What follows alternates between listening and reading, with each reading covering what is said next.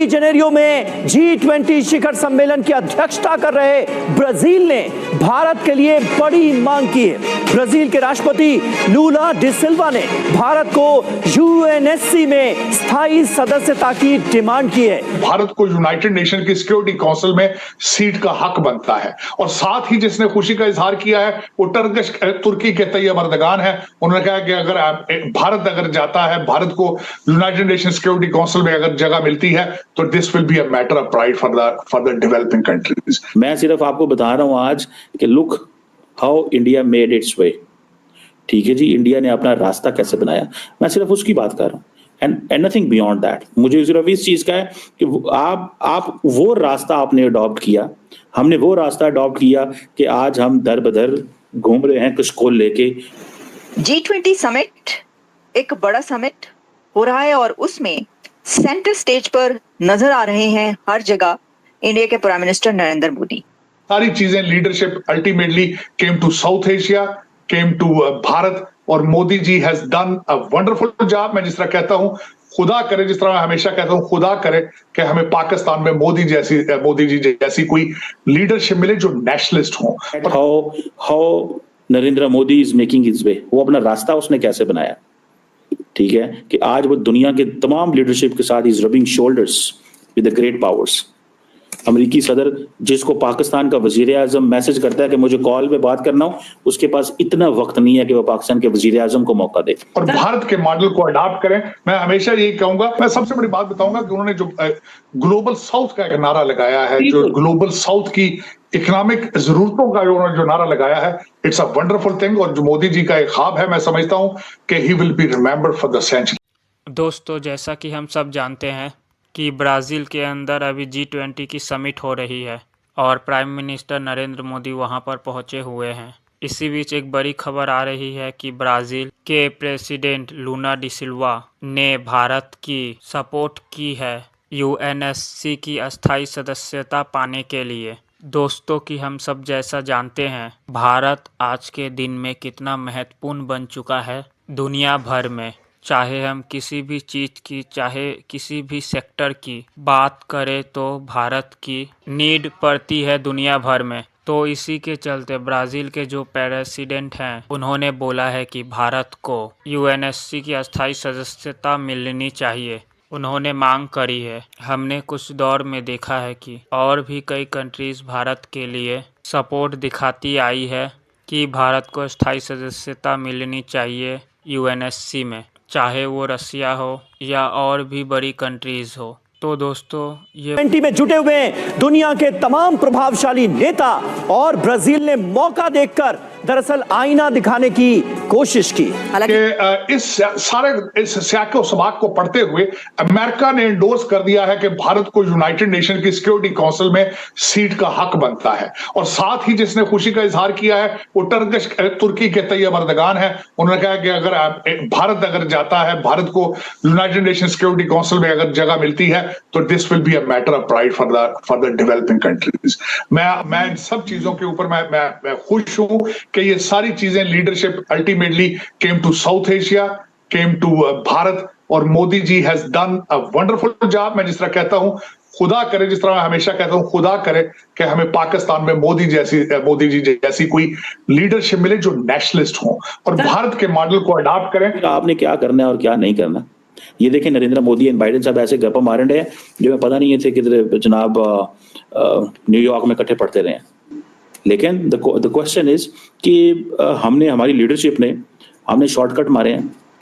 ठीक है, हमने ये जो बोट है ना, we miss the boat and the only reason is कि हमारे अपने जो हरकतें हैं, हमारी अपनी जो पोजीशन है, हमारी हरकतें ऐसी नहीं हैं।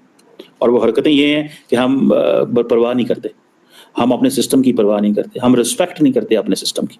आई विश कि हम अपने सिस्टम की रिस्पेक्ट करें। मैं आज बात नहीं कर रहा इस बात पे, मैं ये नहीं कह रहा कि वहाँ पे बात क्या हुई है। मैं अभी जो वहाँ पे जिसे कहते हैं सोशल इंक्लूजन या हंगर या पावर्टी या जो ग्लोबल लीडर्स ने वहाँ पे नारे मारे, मैं उसकी बात नहीं कर रहा। मैं सिर्फ आपको बता रहा हूँ आज कि look how India made its way.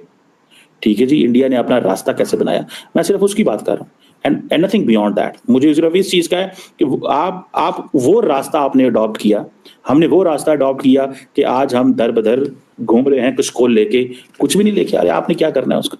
Look at how Narendra Modi is making his way. वो अपना रास्ता उसने कैसे बनाया, ठीक है, कि आज वो दुनिया के तमाम लीडरशिप के साथ is rubbing shoulders with the great powers. अमेरिकी सदर जिसको पाकिस्तान का वजीर आजम मैसेज करता है कि मुझे कॉल पे बात करना हो, उसके पास इतना वक्त नहीं है कि वो पाकिस्तान के वजीर आजम को मौका दे। हैं तो हम न्यूक्लियर वेपन स्टेट हैं तो हम 250 मिलियन की आबादी का मुल्क है, लेकिन क्योंकि हमारा हाथ हमेशा ऐसे रहा है इसलिए फोन नहीं सुना जाता। हमारा हाथ देने वाला होता तो क्यों ना फोन सुने। नरेंद्र मोदी जो है वो पैसे लेके ड्रोन लेता है, नरेंद्र मोदी जो है वो पैसे लेके टेक्नोलॉजी लेता है, नरेंद्र मोदी पैसे देके अगले का मुंह बंद कर देता है। नरेंद्र मोदी जब जाता है कांग्रेस के अंदर उसको वेलकम किया जाता है, कांग्रेस को कहा जाता है कि तुम ड्रोन दो इंडिया को। इवन के कांग्रेस इंडिया जो है वो इन्वॉल्व है पन्नू के मर्डर केस के अंदर, लेकिन हमने इंडिया को ड्रोन देने हैं, उस मसले को हम सेपरेट रखेंगे। वो इतना बड़ा नेशनल सिक्योरिटी का मसला नहीं है जितना बड़ा इंडिया हमारा प्लेयर दोस्त है। ये है अमेरिका, ये है नरेंद्र मोदी ने ये काम किया है। और जब हमने हाथ ऐसे जाके करना हो और 240-50 मिलियन पाकिस्तानियों की जाके उनका नोहा पढ़ना हो कि उनके बड़े बुरे हालात हैं, साढ़े भरावो सानू खुदा दा ना मुंडे साढ़े मुंडे वो पैसे दे दो, कभी सऊदियों के पास, कभी अरबियों के पास, कभी अमारातियों के पास, तो फिर ऐसे ही होता है। तो फिर हम ऐसे क्लब्स का देखें, इस क्लब में जहाँ पे बैठे हैं सऊदी अरब कि मोहम्मद वो फैसल साहब भी आए हैं, फरहान बिन फैसल भी आए हुए हैं, जो 2 हफ्ते पहले 1.5 हफ्ते पहले इंडिया बैठे हुए थे। तो इतनी बड़ी महफिल में उनको इंडिया की लीडरशिप से फिर मिलने का मौका मिला, तो वो उनसे मुलाकात करेंगे या पाकिस्तान से मुलाकात करेंगे? अमेरिका उनके साथ है, बाइडेन उनके साथ है। टेक्नोलॉजी और पैसा जब साथ आता है और उसके बाद इंडिया का यूथ जब आएगा सामने साथ आएगा, और इंडिया का पढ़ा लिखा तबका जो कि टेक के ऊपर मैनिपुलेट कर रहा है दुनिया को, जब वो साथ लगेगा, मेरे ख्याल में चाइना इसका तोड़ नहीं निकाल सकेगा।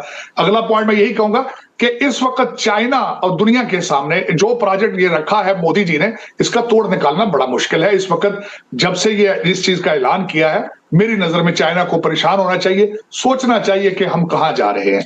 अब मुझसे मैं अगले पॉइंट पे जाना चाहूंगा कि इस पॉइंट को मैं देख रहा था, ब्राजील के लूला सिल्वा जो थे, उनका मैंने इंटरव्यू सुना है, और जिस तरीके से उन्होंने एक खास बात में जो मेरी नजर में आई है, उन्होंने तारीफ की है। उन्होंने कहा है कि भारत जहां चांद पर लैंड किया है, आज तक उस जगह के ऊपर ना अमेरिका जा सका है ना रशिया जा सका है। मैं एग्री करूंगा उनसे, वाकई कोई शक नहीं, इसमें कोई शक नहीं है। और उसमें $75 मिलियन में वहां जाना और सन का जो तजर्बा करना $46 मिलियन में, यह भी उन्होंने लूला सिल्वा जी ने बात की है। उन्होंने कहा है कि अगली सदी वाकई ही इंडिया की सदी है, जो कि मोदी साहब पहले जकार्ता में कह के आ चुके थे। यहाँ पे ये भी मेंशन करना चाहूंगा। सर, मेरे माइंड में क्वेश्चन आया, ये आपके पॉइंट बहुत ही इंटरेस्टिंग है, बाकी के पॉइंट जो उनसे ऑडियंस तक लेकर जाएंगे, लेकिन आपने तुर्की की बात की है। पाकिस्तान में पहले ये कंसेप्ट रहा सऊदीया हमारे साथ है, सऊदीया हमारे साथ है, फिर ये कंसेप्ट आया जी तुर्की हमारा रोल मॉडल है, तुर्की हमारे साथ है, पूरी दुनिया में जो है पाकिस्तान और तुर्की मिलके इस्लाम को जो है वो झंडे को लहराएगा। लेकिन अभी G20 की मीटिंग में या इससे पहले भी जिस तरीके से हम देख रहे हैं, तुर्की हो, इजिप्ट हो, सऊदी अरेबिया हो, UAE हो, बांग्लादेश हो, ये सारे इस्लामिक कंट्रीज जिस तरीके से इंडिया के साथ अपना एक रिलेशन बेहतर करते नजर आ रहे हैं, और इंडिया भी सबको इक्वली लेके चल रहा है। तो ये आपको नहीं लगता कि वाकई में जो इंडिया के प्राइम मिनिस्टर का एक मोटिव है, जो बताया जाता है कि भाई वन वर्ल्ड वन, मतलब इस तरीके से वन वर्ल्ड वन नेशन या वन वर्ल्ड फॉर ऑल, इस तरीके से जो उनका एक मोटिव है, उसे वाकई में वो पूरा करते नजर आ रहे हैं?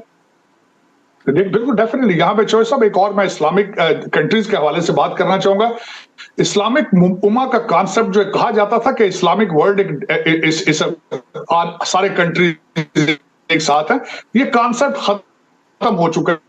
उसकी वजह यह है, सारे इस्लामिक कंट्रीज अपने इंटरेस्ट बेस्ड डिसीजन लेते हैं। यहां पे मैं ये आपको बताना चाहूंगा कि आपकी 7 मिडिल ईस्टर्न स्टेट्स ने मोदी जी को बुला के हाईएस्ट अपने नेशनल अवार्ड दिए हैं, इसमें कोई शक नहीं। अब इट इज वेरी इंपॉर्टेंट। और दूसरा जो ये खासकर मैंने देखा, वो हमारे जो मुसलमान मुल्कों के साथ एक तनाव चलता रहता है कि लीडरशिप, कभी OIC की लीडरशिप में कंपटीशन शुरू हो जाता है, कभी सऊदी अरेबिया, कभी टर्की और कभी इंडोनेशिया। तो मेरे ख्याल में ये गलत अप्रोच है। जब आपने अगर इंटरेस्ट बेस्ड डिसीजन लेने हैं तो फिर ओपन सब सामने आके ओपन अपने डिसीजन ले। लेकिन मैं जिस तरह हमेशा इस चीज का सबसे बड़ा एडवोकेट रहा हूं कि पड़ोसियों के साथ और बिलखसूस पाकिस्तान भारत के रिलेशनशिप बेहतर होना बहुत जरूरी है। पाकिस्तान के लिए सब मैटर ऑफ सर्वाइवल। ऐसा ही है सर। आगे जो नेक्स्ट पॉइंट है उनकी तरफ चलते हैं। बहुत इंटरेस्टिंग पॉइंट थे। मैंने ये क्वेश्चन इसलिए